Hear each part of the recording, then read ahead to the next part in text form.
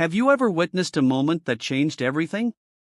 Seconds before signing a billion-dollar deal, a 6-year-old girl burst in and said, "That's fake." What she revealed changed everything. Grayson Reeves was a man who had long since stopped second-guessing anything.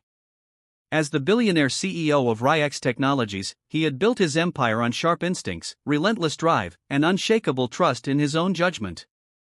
Every deal he made was calculated, every risk measured, every handshake documented. This deal, what his team was calling the merger of the decade, had been in the works for nearly a year. It was supposed to be the final piece, the legacy-defining move that would cement his company's dominance in the industry for decades to come. Across the polished glass conference table sat Leon Walters, his oldest friend and longtime business partner. They had gone to college together, launched startups in shared basements, and grown into corporate titans side by side. If there was one person Grayson trusted without question, it was Leon. The conference room was filled with executives, attorneys, and assistants on standby. Everyone was watching. The press had been notified to prepare an embargoed release, and champagne waited chilling in the lounge just outside the door. The thick folder of legal documents sat open in front of Grayson, pristine and ready. His pen hovered over the final page. One signature and the deal would be done. He allowed himself a rare moment of satisfaction. He glanced around the room, calm, confident, completely unaware of what was about to happen. Just as the pen touched the page, the door burst open with a loud clatter. Heads snapped around. A young girl, no taller than the tabletop, ran into the room. Her pink sweater was too warm for the season, her denim skirt a little wrinkled, and her blonde curls bounced as she moved. She held a folded paper in her hand and stopped at the head of the table, completely out of breath. Her face flushed, but determined. Security reacted instantly, moving toward her, but Grayson raised his hand to stop them. Something in the girl's eyes, fierce and unwavering, made him freeze. She stepped closer, standing directly across from him, and pointed to the folder of documents. "This paper's a fake," she said loud enough for the whole room to hear. "They're trying to trick you." The room fell into stunned silence. Some people stared at the girl in disbelief, while others glanced nervously at Leon, who blinked slowly, his jaw clenched in forced amusement. "Who let this kid in here?" Leon asked, his voice edged with annoyance. "This is not a playground." Grayson didn't move. He looked at the girl carefully, his brows drawn together, not in anger, but in confusion. There was something about her, something that made him listen. "I heard them," she continued, pointing at Leon. "He was talking to someone. They said they were going to lie in the contract and take your company. They said you trusted him too much." Leon started to laugh. "Grayson, really? Are we entertaining conspiracy theories from children now?" But Grayson didn't laugh. He looked down at the contract in front of him, then back at the girl. Then without a word, he stood up. "Stop the signing," he said. "We're not moving forward until legal goes through every line again. Get the originals. Get the drafts. I want it all reviewed right now." A ripple of whispers passed through the room. Leon stood up, stunned. "Grayson, come on. This is absurd." But Grayson didn't respond to him. He was still looking at the girl. "What's your name?" he asked her quietly. The girl took a deep breath. "Amber." She hesitated, then added, "My mom works here. She's a cleaner. She told me once that you used to know her. Her name's Juliana Brooks." The name hit Grayson like a wave. He hadn't heard it in 6 years. And suddenly everything began to shift. The name Juliana Brooks hadn't crossed Grayson's mind in years. And yet now it echoed through him louder than any voice in the room. He stood there completely still, as if the floor had tilted beneath his feet. Memories rushed back, soft and uninvited. A small apartment with books on every surface, her laughter in the kitchen, long walks in the early mornings before he was anyone important. Juliana had been with him at the very start of it all, when RIX was just a name on a napkin and he was living off caffeine and borrowed time. Their relationship had ended quietly without drama as his ambition pulled him into a different orbit. He hadn't looked back, not because he didn't care, but because he had convinced himself there wasn't room for both love and success. Now a little girl stood in front of him repeating that name, holding a piece of paper and a truth too massive to process all at once. Amber. The child's name was Amber. And she had just accused his best friend of betraying him. There was no laughter in her voice. No hesitation, just calm urgency, like she'd rehearsed this moment in her head 100 times before stepping into the room. Behind him, his team began murmuring, already digging into the documents. Some rushed out of the room with folders. Others started tapping away at laptops. Leon hadn't moved. His arms were crossed tightly, his face unreadable, though his eyes had gone a shade darker. Grayson could see it now, the shift, the tension, the flicker of guilt hiding just beneath the surface. For years, he had believed in Lion blindly. And now he couldn't shake the feeling that a child had seen what he hadn't. Grayson knelt down to Amber's eye level, ignoring the murmurs, ignoring the confusion around him. "Amber," he said gently, "can you tell me exactly what you heard?" She nodded, holding the paper even tighter. "I was in the hallway," she said. "Sometimes I go with my mom when she works late. I bring a book and sit by the stairs. Nobody sees me. I heard Mr. Walters talking to another man on the phone. He said you were too busy to notice the changes in the papers and that after you signed them, the company would be theirs. He said it like it was a joke, like you were dumb for trusting him." The words landed like punches. Each one clearer than the last, each one driving home a realization Grayson had spent years ignoring. He glanced at the documents on the table, the same ones Leon had been so eager to rush through. He had always thought the speed was a sign of confidence. Now he saw it for what it was, concealment. Grayson stood again and turned toward Leon. "Tell me that's not true," he said. His voice was quiet but sharp, like the crack of distant thunder. "Tell me she's wrong." Leon didn't answer right away. He looked around the room as if searching for a lifeline. Then finally let out a breath that was almost a sneer. "She's a kid, Grayson. You're seriously putting your future in the hands of a 6-year-old. "I'm putting it in the hands of the truth," Grayson replied. The legal team returned after an hour of intense review. The head of the department, a man Grayson had trusted almost as long as he trusted Leon, walked back into the boardroom, pale and tight-jawed. He laid a folder down in front of Grayson. "Clause 47B has been altered from the original draft," he said. "It transfers controlling interest to a separate shell company.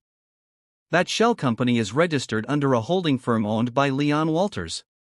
Gasps filled the room, but Grayson didn't flinch. His eyes stayed locked on Lion, who now looked like he had aged 10 years in a minute. "You planned this," Grayson said. "Not a question, but a statement. You waited until I trusted you completely. You used our friendship." Leon raised his hands defensively. "You were distracted. You handed over control. I just took an opportunity." "You tried to take everything," Grayson said coldly. There was no shouting, no scene, just silence, heavy and unshakable. As Leon left the room with nothing but his briefcase and whatever pride he could salvage, he didn't look back. When the door closed behind him, Grayson turned back to Amber. "Thank you," he said. "You saved me." She nodded, eyes wide but steady. Then she added, "My mom didn't want me to come. She said it wasn't my place, but I thought if someone was going to hurt my dad, I had to say something." Grayson stared at her, stunned. He took a breath. "Your dad?" Amber blinked. "Yeah, she told me last year. She said, you didn't know, but I knew I had to protect you anyway." Grayson's legs almost gave out. He lowered himself into the chair behind him slowly, trying to make sense of the impossible. Juliana had never told him. He'd had a daughter for 6 years and never known. The betrayal from Lion was one thing, but this was something else entirely, something personal, something that had already begun to shift his entire world. He didn't feel anger. He felt the slow, aching bloom of something deeper. Regret, yes, but also hope, because the girl standing in front of him hadn't come for revenge or money or even recognition. She came to protect him.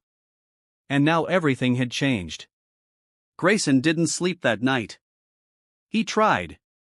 He laid in bed, staring up at the ceiling of his penthouse, the city lights casting faint shadows across the walls, but his mind refused to settle. The events of the day spun over and over in his head like an endless reel.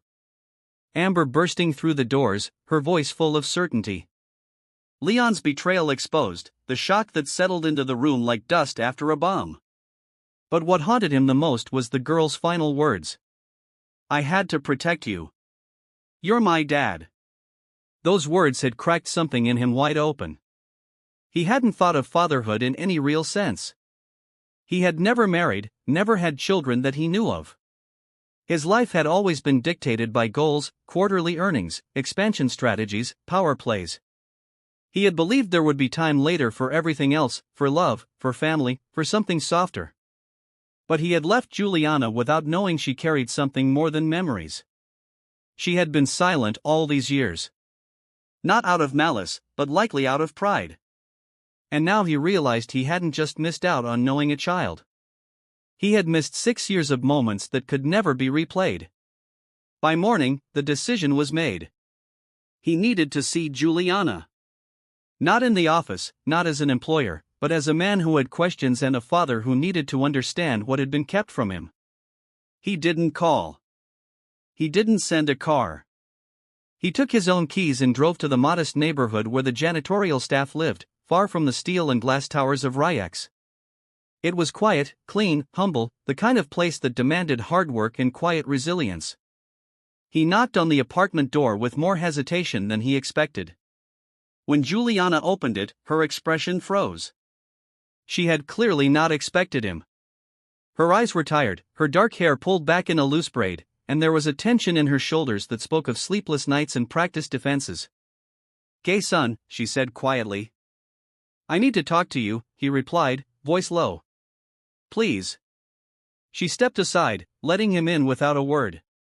The apartment was small but cared for. Worn furniture, a few children's books scattered on the floor, a modest kitchen that smelled faintly of coffee and toast. He stood awkwardly for a moment until she gestured for him to sit. Then she sat across from him at the table, her arms crossed loosely over her chest, not angry, but guarded. "I should have told you," she said before he could even ask. "I know that. I told myself every year that I should, but then every year you were farther away from the man I remembered. And I didn't want to bring a child into your world just to be a side note." Grayson listened carefully.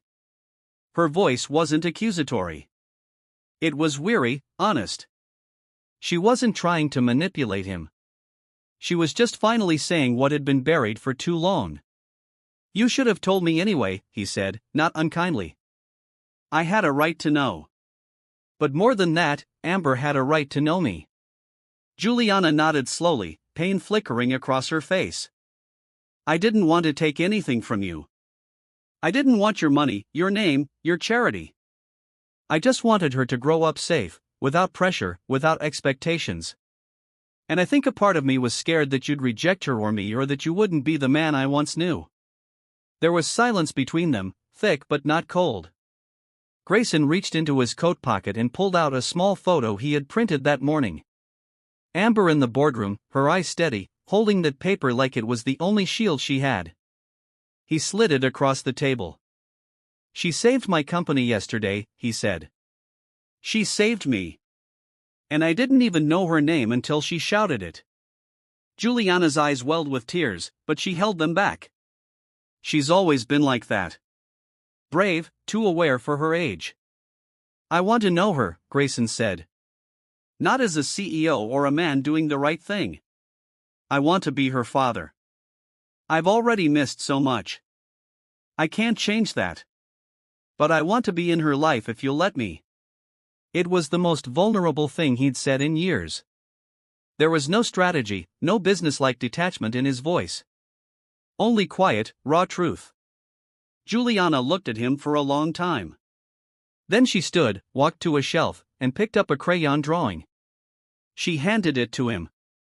It was a picture of a tall man holding hands with a little girl. Above their heads, the child had scrolled in uneven letters, "Me and my secret dad."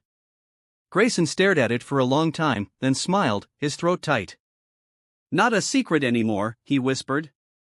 At that moment, Amber's voice came from the hallway. "Mom, is he here?" She peeked around the corner, her eyes lighting up when she saw him. He knelt as she ran into the room and hugged him without waiting for permission. Her arms wrapped tightly around his neck.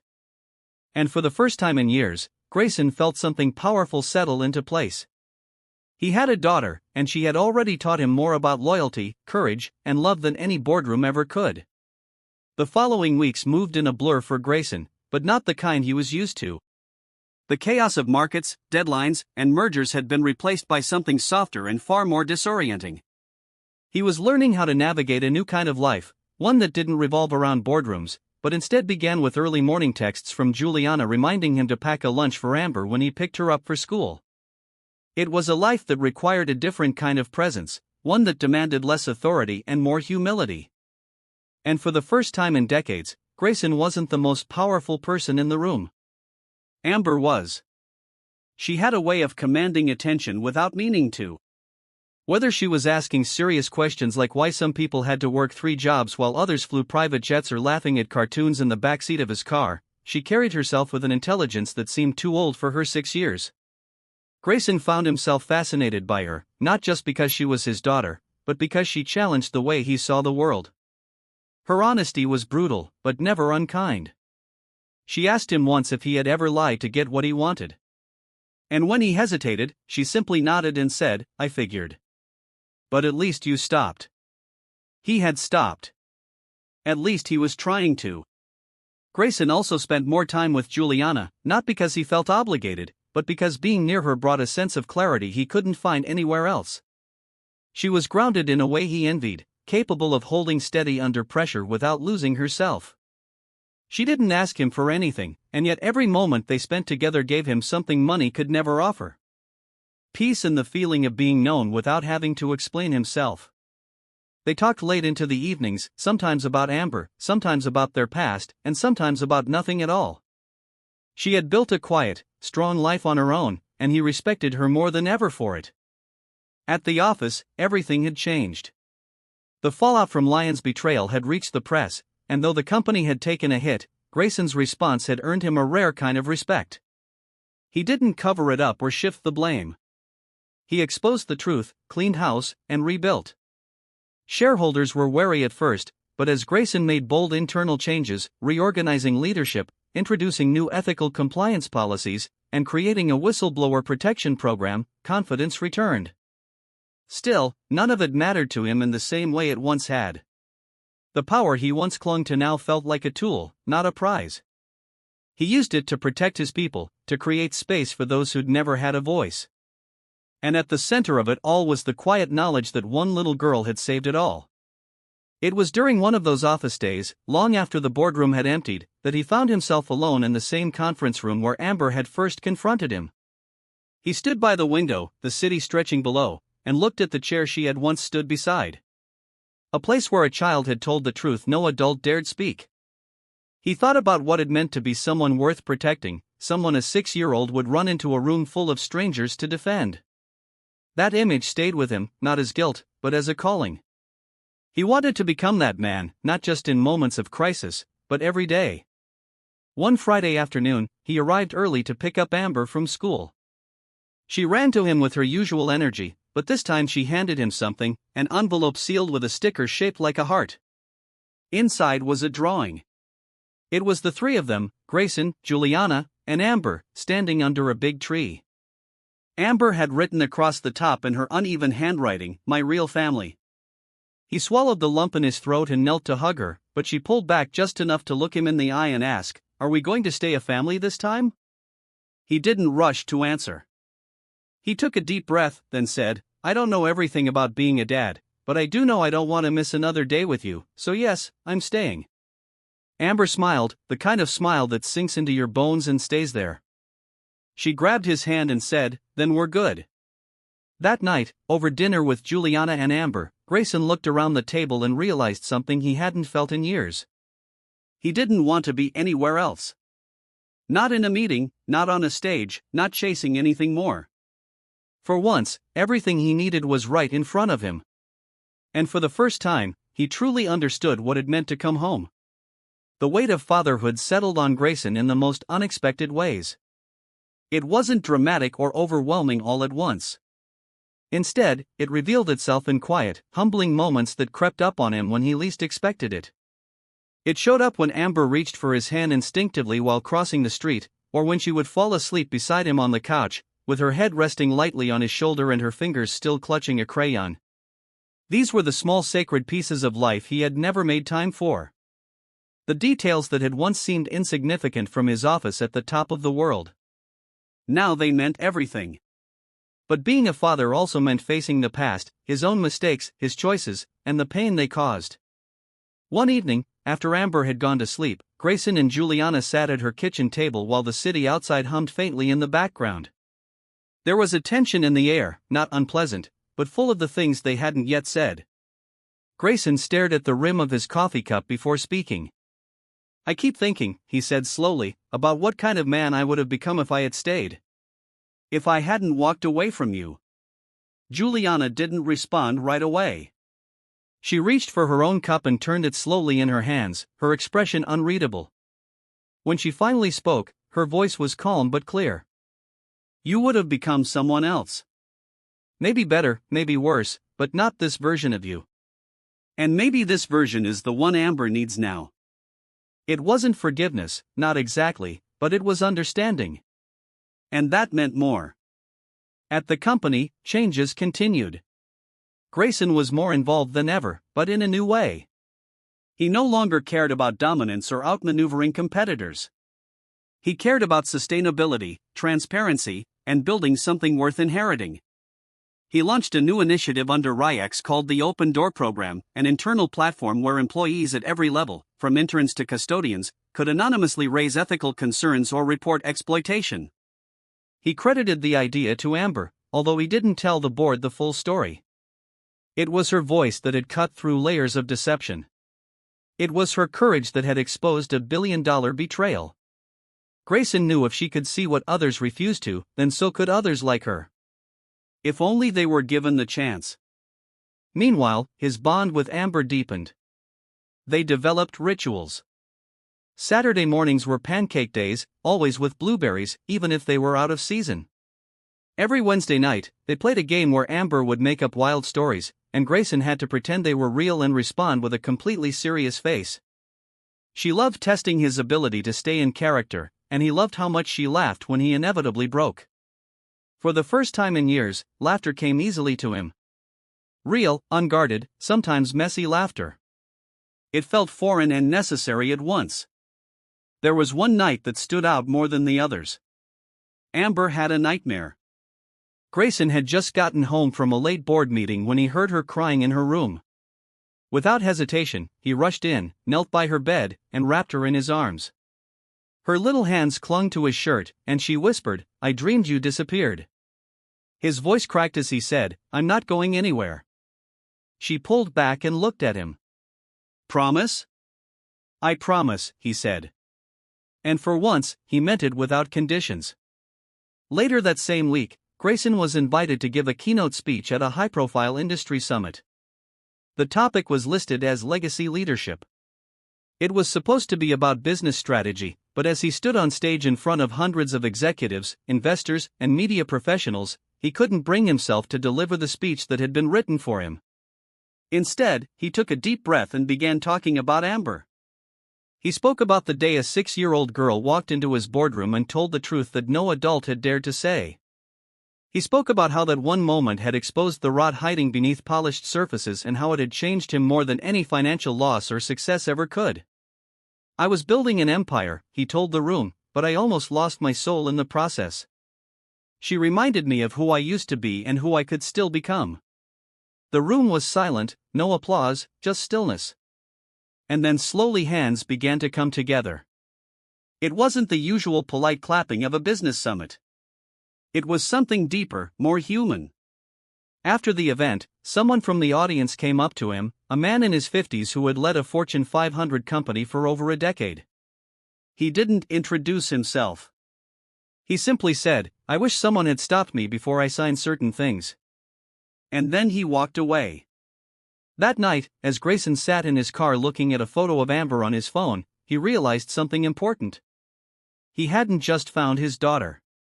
He had found himself again. Not the man who built skyscrapers and balanced numbers, but the man who could hold a child through a nightmare and promise her he wouldn't disappear. It wasn't a perfect life, but it was finally a true one. Months passed and what had once felt like an unexpected detour in Grayson's life began to feel like the only road he was ever meant to be on. Every day brought new layers of connection, new challenges and revelations, some beautiful, others difficult. His relationship with Amber had grown into something steady and real. She no longer hesitated before calling him Dad. And he never missed an opportunity to be there, whether it was school plays, dentist appointments, or simple walks to the park where she'd quiz him on everything from planets to why clouds changed shape. He wasn't just learning how to be a father. He was learning how to show up, to stay, to listen with the intent to understand instead of respond. In her eyes, he wasn't a CEO. He was simply hers. But not all of the changes in his life came with warmth.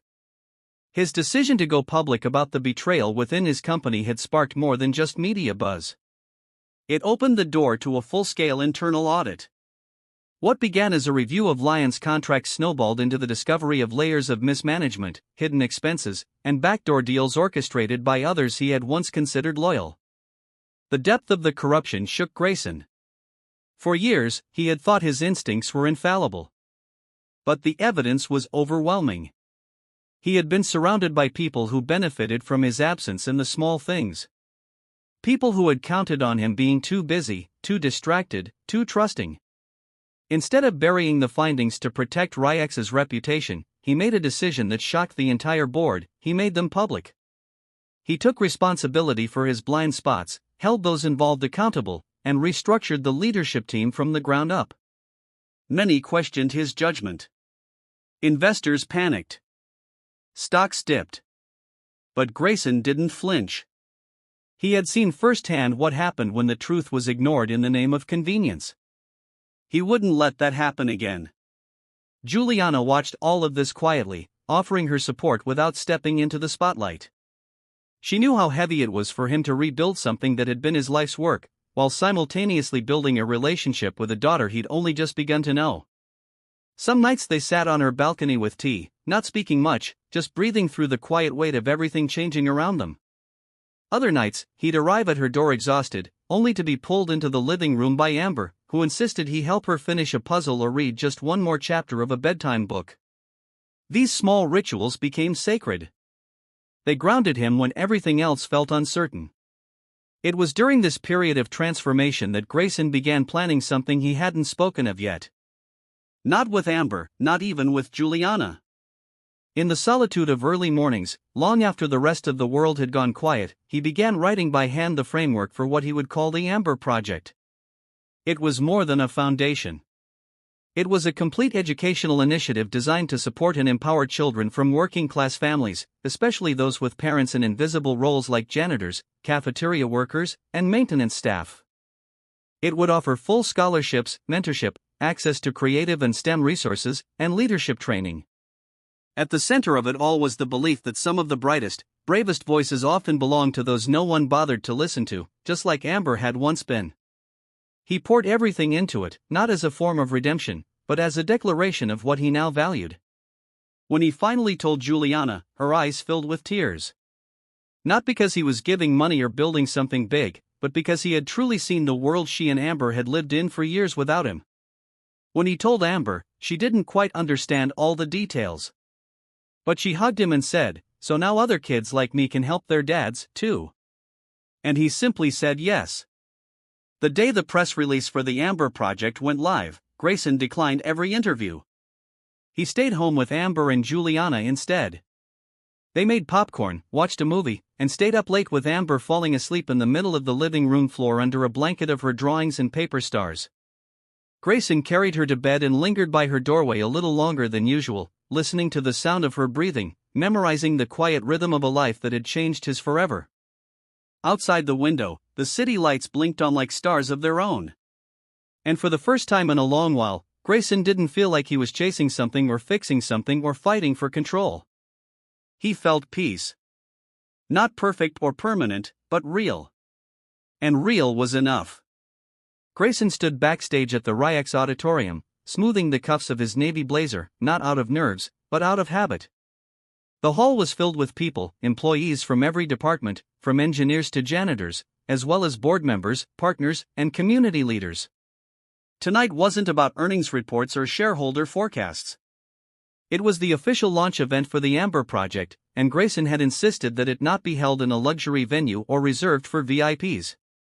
He wanted it in the very building where Amber had once spoken up, the same place that had nearly become the stage for a betrayal. He wanted everyone to be reminded of how things had changed and why. He walked onto the stage without notes, without a teleprompter.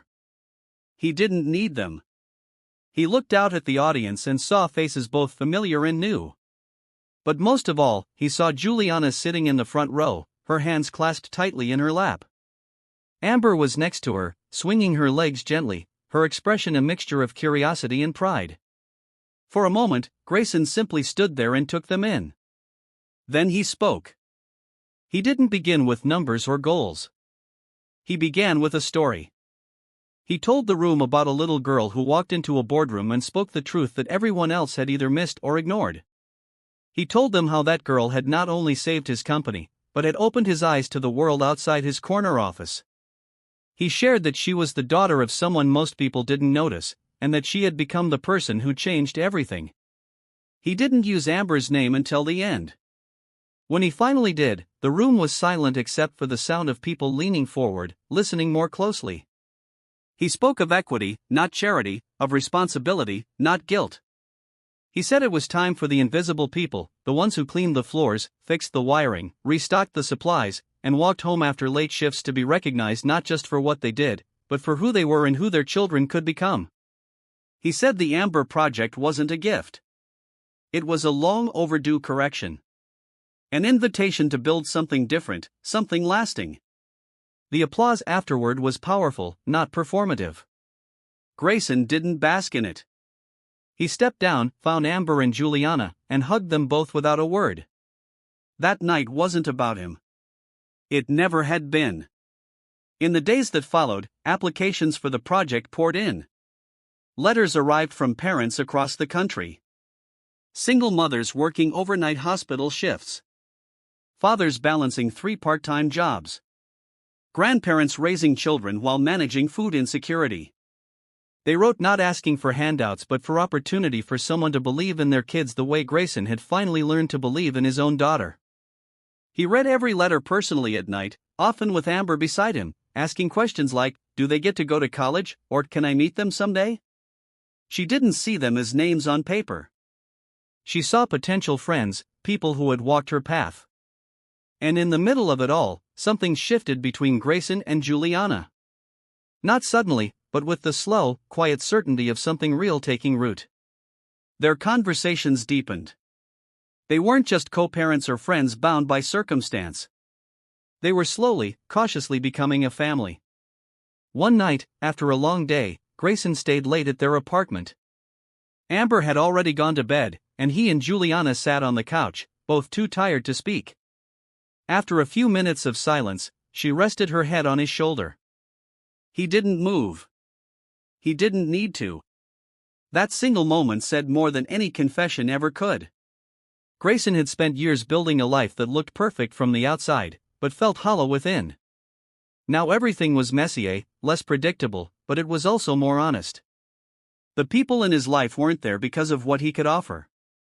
They were there because he had finally stopped hiding behind titles and control. He had learned to listen, to trust, to love. One evening as they were walking back from a community event together, Amber holding both of their hands between hers, she looked up and asked, "Is this what real families do?" Grayson looked down at her and asked, "What do you mean?" She shrugged. They go places together. They help people. They eat popcorn on the couch. Juliana smiled, and Grayson squeezed Amber's hand gently. "Yeah," he said. "That's exactly what real families do." It wasn't the life Grayson had planned. It was better. And for the first time, he wasn't racing towards some future goal. He was simply present, exactly where he was supposed to be. Autumn arrived quietly with crisp air and golden light that spilled through the windows of Grayson's home, settling over the rooms like a quiet blessing. Life had slowed, not in pace, but in focus. Where once Grayson Reeves had woken each morning with his mind already racing toward boardrooms, contracts, and stock projections, he now woke to the sound of Amber's feet padding across the hallway and the smell of pancakes being made by Juliana in the kitchen. The rhythm of his life had changed completely, and yet somehow it felt more natural than anything that had come before it. The Amber project had exceeded every expectation. Within the first 3 months, over 100 children had been accepted into mentorship and scholarship tracks. Local communities began asking for partnerships. Teachers volunteered time. Parents wrote in every day, offering what little they could, time, skills, stories to help others like them. Grayson made a decision he once never would have entertained. He stepped down as CEO of RIAX, not because he was walking away, but because he realized he no longer needed to hold the reins of a corporate empire to make an impact. Instead, he took on a new title, founder and full-time director of the foundation that bore his daughter's name. The company he left behind didn't crumble. In fact, it thrived under new leadership, built on the ethical reforms Grayson had insisted on in his final months. RYX became known not just for innovation but for transparency and integrity. Investors returned. Morale soared. The board, once skeptical, sent him a letter thanking him for not only saving the company but redefining what leadership meant. But for Grayson, success no longer lived in stock prices or headlines. It lived in smaller, quieter victories. Like the first time Amber invited a new friend from her school, another project student, over for dinner, and he watched the two of them drawing side by side on the living room floor as if they'd known each other forever. Or when Juliana agreed to go away with him for the weekend, just the two of them, leaving Amber with her grandmother for the first time. They didn't travel far, just a quiet lake cabin a few hours away. But it was the first time in years Grayson had seen Juliana completely at ease, laughing without tension, sleeping without worry. Their relationship had grown stronger, not through grand gestures, but through daily trust, shared values, and the way they now faced problems together. Grayson asked her one night as they sat watching the firelight flicker if she ever imagined this life back when she was cleaning offices while raising Amber on her own. She shook her head slowly and replied, "I didn't imagine it because I didn't think I was allowed to. Dreams like this felt too far away, but maybe they were just waiting for the right time." And still, Grayson kept learning. He learned how to braid Amber's hair badly at first, and then with growing confidence, he learned to sit still at school assemblies and clap loudly even when the performance made no sense. He learned to pack lunches with notes tucked inside. Notes that said things like, "You're my hero," or "I'm proud of you no matter what." Because he wanted her to know every single day that she was never invisible again. Then came the gala. The Amber Project's first annual gala wasn't meant to be lavish, but it turned into something extraordinary. Hosted in a local museum hall, it brought together families, volunteers, students, and donors under one roof to celebrate the year's impact. Amber had been chosen by unanimous vote to give the closing speech. At first, she was nervous, pacing the living room for days, practicing in front of mirrors, rewriting every paragraph. Grayson tried to coach her, but eventually he realized all she needed was reassurance. On the night of the event, dressed in a simple white dress with pink shoes and her hair tied in a ribbon Juliana had once worn herself, Amber stood on stage and delivered a speech that made half the room cry. She talked about how it felt to be small and unheard and how scary it was to speak up when you thought no one would believe you. She talked about her mom and how she taught her that doing the right thing mattered even when no one was watching. Then she talked about her dad, not as a CEO, not as a famous man, but as someone who listened, who changed, and who stayed. "He didn't save me," she said. "I saved him, and then we saved each other." The applause lasted for several minutes. Grayson couldn't breathe for the lump in his throat. Juliana held his hand tightly the entire time. That night on the way home, Amber fell asleep in the car, her head resting on Grayson's arm. As they pulled into the driveway, Juliana turned to him and whispered, "She's going to change the world." He smiled, looking down at the sleeping girl who had once stormed into a boardroom and exposed a truth no one else dared to see. "She already has," he said. Later that month, on a quiet Sunday morning, Grayson proposed. It wasn't dramatic. No flash mobs, no photographers, just the three of them at home eating breakfast in pajamas. When he pulled out a small ring and placed it beside Juliana's cup of tea, she looked at it, then at him, and laughed through her tears. Amber squealed and clapped her hands before Juliana could even say yes. But she did. She said it with joy, with relief, and with the certainty that none of them had to do life alone anymore. They didn't get a perfect ending. Life by nature refused to be that neat, but they got a real one, a beautiful one, one filled with laughter, healing, learning, and love. And sometimes on quiet nights when Grayson lay in bed listening to the soft breathing of the family he never expected to have, he would close his eyes and think about that moment, the one that changed everything. A little girl, a truth no one wanted to hear. And the second chance that came when he finally chose to listen. The ending of this story isn't just satisfying, it's quietly revolutionary. It doesn't rely on dramatic twists or fairy tale perfection. Instead, it delivers something far more meaningful. Growth, truth, and earned redemption. What makes it powerful is that the change in Grayson doesn't come from loss or punishment, but from choosing to listen to someone no one else would have noticed, a little girl with a big voice. The beauty of the conclusion lies in its realism. Grayson doesn't become a perfect man.